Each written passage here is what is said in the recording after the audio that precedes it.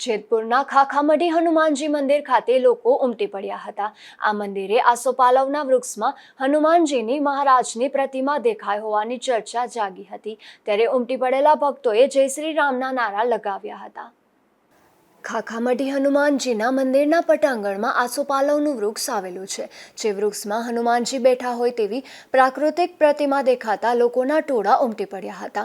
અહીં આસોપાલવ વૃક્ષમાં હનુમાનજીની પ્રાકૃતિક પ્રતિમા દેખાતી હોવાની વાતો ફેલાતા હનુમાન ભક્તો મોટી સંખ્યામાં દર્શન કરવા ઉમટી પડ્યા હતા।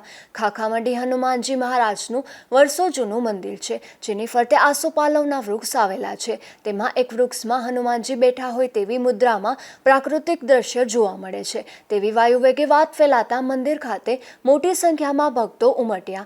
હનુમાનના ભક્તોએ આસોપાલવના વૃક્ષમાં હનુમાનજીની પ્રાકૃતિક પ્રતિમા દેખાતા ભક્તોએ જય શ્રી રામના નારા લગાવ્યા હતા। વિમલ સોંદરવા, ગુજરાત ન્યૂઝ, જેતપુર।